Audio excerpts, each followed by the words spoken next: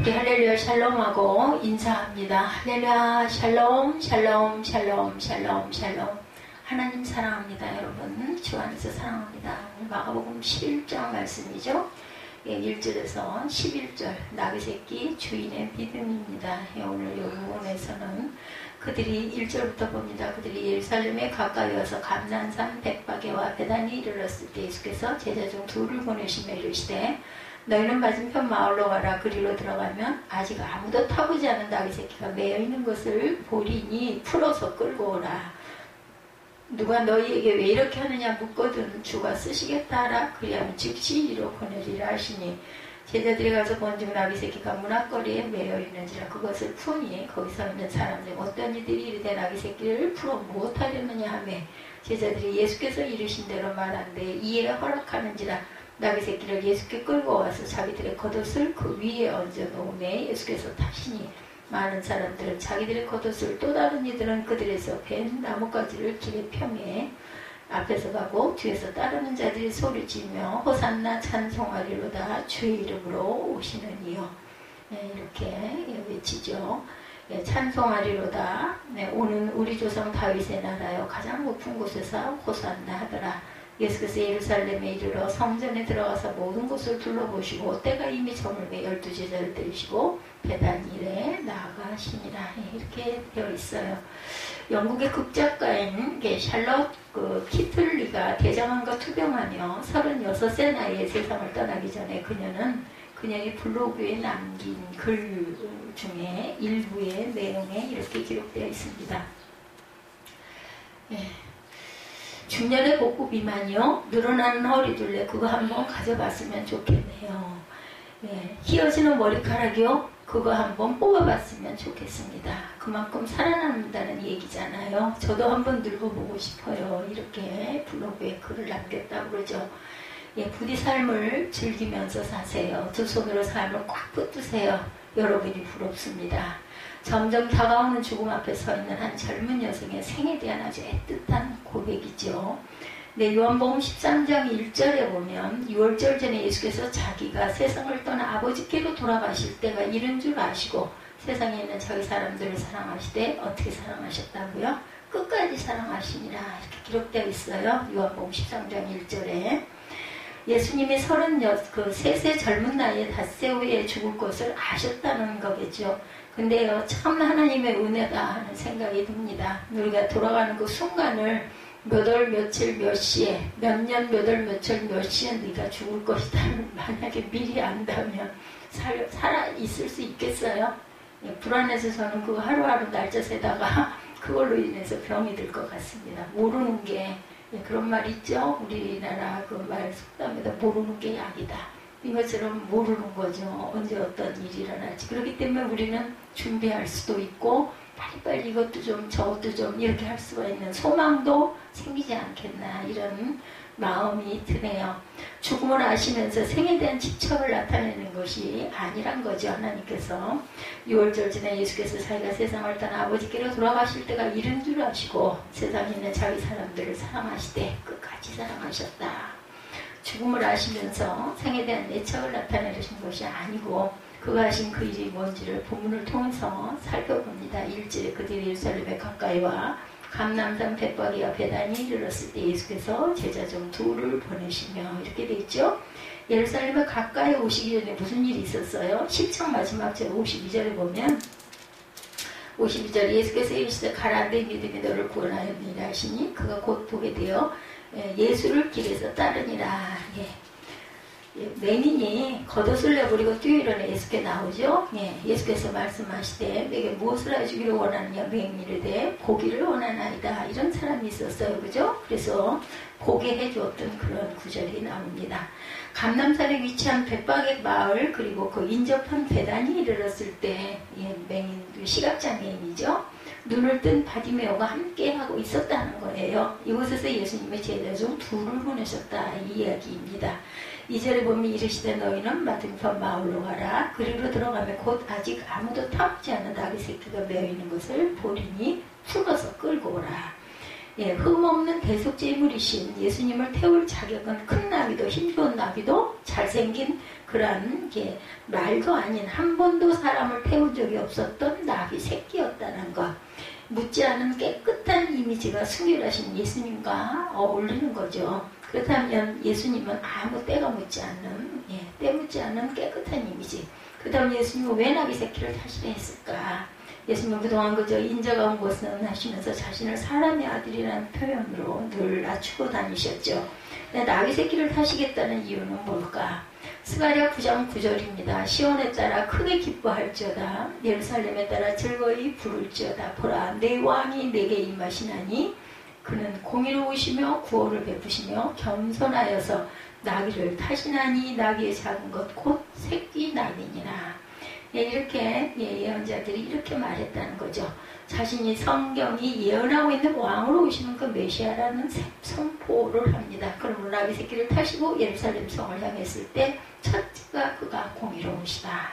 둘째는 그의 구원을 베푸신다는 거죠. 셋째가 그가 겸손하신 왕으로 임하신다는 것을 선포하기 위함이었다. 스가랴 9장 9절 다시 봅니다.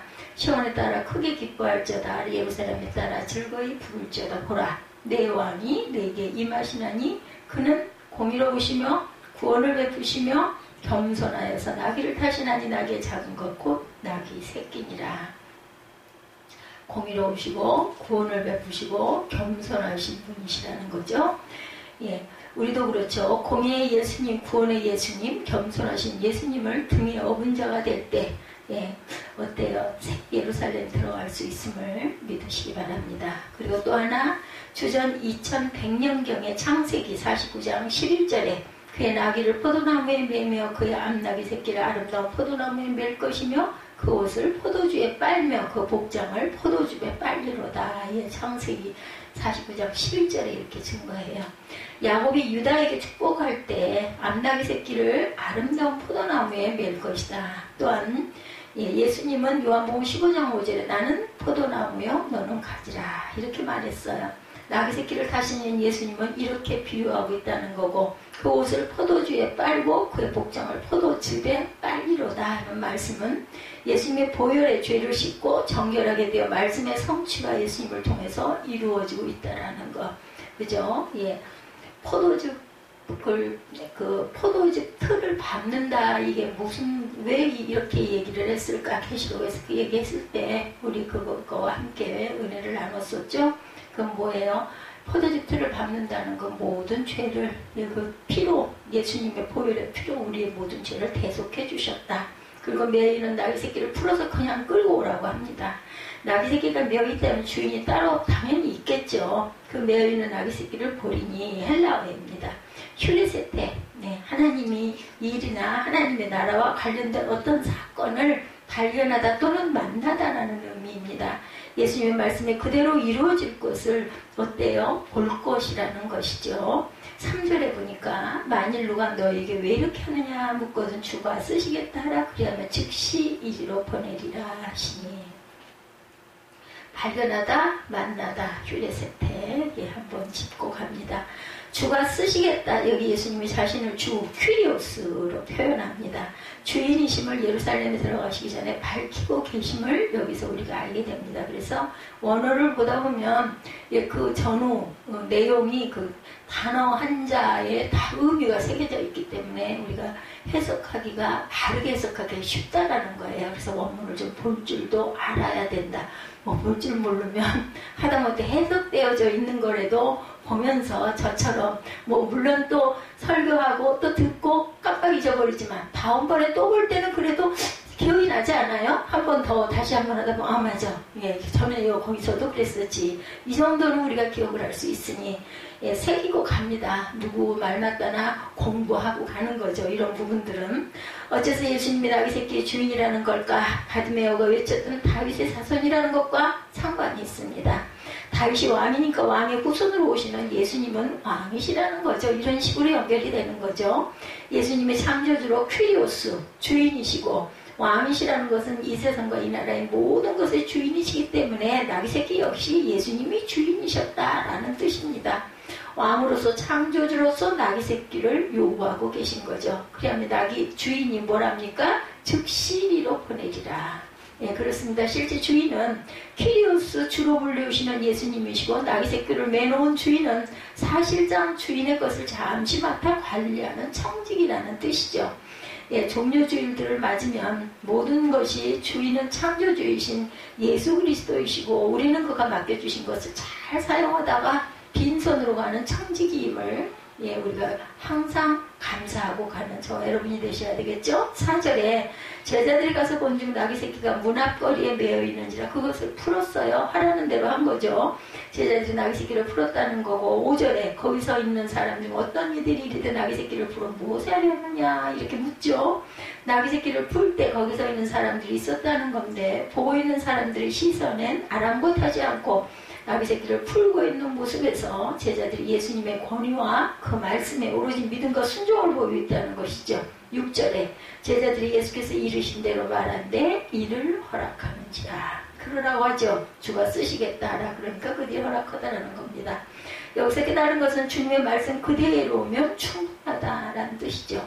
인간의 말로 도충할 것도 수용할 것도 없다는 거예요. 예수님이 하신 말씀 그 자체가 바로 능력이었다는 거. 우리에게 필요한 것은 주님의 말씀 그대로 믿고 순종하는 것이 답이라는 겁니다. 디모데후서 3장 15절에 또 어려서부터 성경을 알았나니 성경은 능히 너로 하여금 그리스도 예수 안에 있는 믿음으로 말미암아 구원에 이르는 지혜가 있게 하느니라. 아멘. 로마서 1장 17절에도 복음에는 하나님의 의가 나타나서 믿음에서 믿음에 이르게 하나니 기록된 오직 의는 믿음으로 말미암아 살리라 함과 같으니라. 우리가 많이 암송하기도 했던 그런 구절이죠. 다시 한번 봅니다. 디모데후서 3장 15절에 어려서부터 성경을 알았나니 성경은 능히 너로 하여금 그리스도 예수 안에 있는 믿음으로 말미암아 구원에 이르는 지혜가 있게 하느니라. 로마서 1장 17절 복음에는 하나님의 의가 나타나서 믿음으로 믿음에 이르게 하나니 기록된 바 오직 의는 믿음으로 말미암아 살리라 함과 같으니라. 우리는 이 말씀을 그대로 전하고 말씀 그대로 믿음으로 사는 사람들이 되시기를 주님의 이름으로 축원합니다. 다음 구절 7절에서 10절까지 봅니다. 낙이 새끼를 예수께로 끌고 와서 자기들의 겉옷을 그 위에 얹고 놓음에 예수께서 타시니 많은 사람들은 자기들의 겉옷을 또 다른 이들은 들에서 벤 나뭇가지를 길에 펴며 앞에서 가고 뒤에서 따르는 자들이 소리 지르되 호산나 찬송하리로다 주의 이름으로 오시는 이여 찬송하리로다 오는 우리 조상 다윗의 나라여 가장 높은 곳에서 호산나 하더라. 아멘. 예수님의 놀랍기도 하신 그 신적 예지를 경험한 제자들은 예루살렘으로 대속을 이루기 위해 들어가시는 왕이신 예수님을 위해 제자들은 예수님이 타시도록 신속하게 자신들의 겉옷을 나기 위해 깔았다는 거고 낙이 새끼에 오르시고 예루살렘 성으로 향해 전진해 가셨을 때 이미 여리고에서부터 다윗의 자손으로 오시는 왕이신 예수님을 엄호하는 사람들과 더불어 많은 사람들 헬라어로 플로이 말 그대로 수많은 인파 이렇게 해석이 되어 있습니다. 자신들의 겉옷을 펴서 주단을 깔아드렸다는 거고 헬라어 알로이 다른 이들은 들에서 맨 연한 나무 종려나무 가지를 길에 폈다라는 것. 헬라어를 잘 알면 아주 원어적으로 해석하기가 더 편해진다라는 거죠. 그러면서 앞서가는 사람들이 호산나 찬송하리로다 선창하면 뒤에서 따르는 자들이 오는 조상 다윗의 나라여 후창을 하고 그러면서 앞서가는 사람들이 다시 받아서 가장 높은 곳에서 호산나 이렇게 주고받으며 행진을 했다라는 겁니다. 시편 118편 25절에 여호와여 구하옵나니 이제 구원하소서 여호와여 우리가 구하옵나니 이제 형통하게 하소서. 여기 구원하소서 히브리어로 호시아나입니다. 호시아나 호산나 이게 바로 호시아나죠. 헬라어로는 호산나 이렇게 얘기합니다. 헬라어로는 호산나 히브리어로는 호시아나 비슷해요. 무슨 구원을 받았어요? 우리 조상 다윗의 나라가 다시 오기를 바란다는 거죠. 예수님 때문에 오신 것이 아니죠. 예수님이 예루살렘으로 들어가시는 분명한 이유는 오직 하나입니다. 마태복음 1장 21절에 아들을 낳으니 이름을 예수로 하라. 이는 그가 자기 백성을 그들의 죄에서 구원할 자이시니라. 하나님의 사람으로 만왕의 왕이시니가 우리를 대신하여 죄인이 되어 죽으시려고 그래서 우리를 죄에서 구원하고 자기 백성을 삼으시려고 나귀 새끼를 타고 예루살렘으로 들어가시는 것이었다라는 거죠. 예, 우리도 그 당시 호산나를 외쳤던 유대인처럼 세상에서 성공을 위해 호산나 할 수 있다는 거죠. 그러나 아니죠. 당신이 공의를 위해 나귀 새끼를 타셨듯이, 구원을 베풀기 위해서 나귀 새끼를 타셨듯이, 겸손하셔서 나귀 새끼를 타셨듯이, 예수님이 오신 건 공의를 이루시고 구원을 베푸시고 그리고 또한 겸손하신 왕으로 오셨다라는 이 세 가지 잊지 마시기 바랍니다. 공의를 위해 구원을 베풀기 위해서 겸손의 왕으로 오셨다. 내 희망을 이루시는 그리스도를 꿈꾸기보다는 하나님과의 올바른 관계를, 이 같은 관계를 위해 호산나가 되어야 한다라는 거예요. 호산나. 예, 무슨 구원? 다윗의 나라가 오기를 바란다라는 거죠. 마태복음 1장 21절 아들을 낳으리니 이름을 예수라 하라. 이는 그가 자기 백성을 그들의 죄에서 구원할 자이시니라. 구원자로 오셨다는 겁니다. 다윗의 나라처럼 이 나라가 회복되기를 원해서 호산나를 외쳤던 허다한 사람들은 한 사람의 죄인을 구원하시기 위해 죽으시려고 오신 예수님을 알게 되자 자신들의 목적과 부합되지 않는 것을 알고 안면을 받고 십자가에 못 박으라고 외치죠. 예, 그렇지만 그렇지 않다라는 것. 공의를 이루시려 나귀 새끼를 타신 예수, 구원을 완성하시려고 나귀 새끼를 타신 예수, 겸손하셔서 나귀 새끼를 타신 예수님을 향해 호산나를 외치며 새 예루살렘 저 천성을 향해 나가는 저와 여러분이 되시기를 주님의 이름으로 축복합니다. 기도하시겠습니다.